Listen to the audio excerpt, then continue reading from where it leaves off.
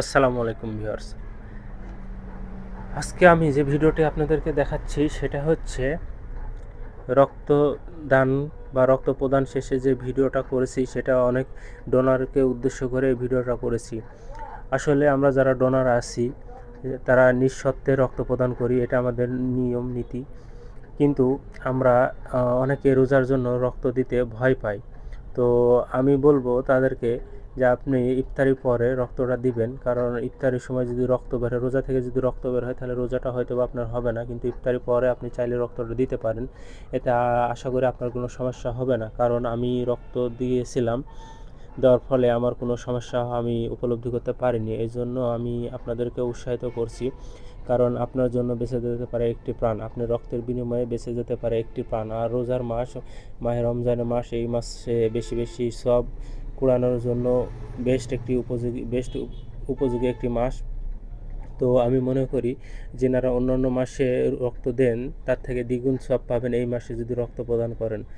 তো আপনি শুধু রক্ত দিয়ে একটা রোগীর পরিবারকে তার দীর্ঘশ্বাস থেকে বাঁচাতে সক্ষম হচ্ছেন না, বা আপনি একটি রোগীর প্রাণও কিন্তু বাঁচিয়ে দিচ্ছেন। অতএব শুধু রোজা থাকার উছিলায় কেউ রক্ত দিবেন না, বা দিলে সমস্যা হবে এই ভেবে রক্ত দেওয়া থেকে বিরত থাকবেন না। আশা করি আমি দিয়েছি, আমার যেহেতু কোনো সমস্যা হয়নি, ইনশাআল্লাহ যদি আপনার হায়াত থাকে তাহলে আপনারও কোনো সমস্যা হবে না। তো আপনারা অবশ্যই রক্ত দিবেন। রক্ত দেওয়াতে এখানে কারো কোনো সমস্যা হয়নি বা হবে না আশা করছি।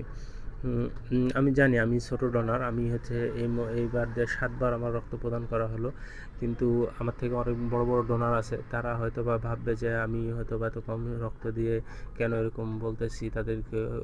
কিন্তু আমি রেসপেক্ট জানাই, তাদের প্রত্যেকটা সম্মান জানিয়ে আমি এই ভিডিওটা করছি। আমি তাদেরকে ছোটো করার উদ্দেশ্যে এই ভিডিওটা করিনি।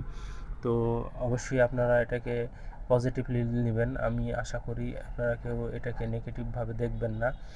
তো রক্ত দেওয়ার পরে আমি সুস্থতা লাভ করেছি, আলহামদুলিল্লাহ আলহামদুলিল্লাহ।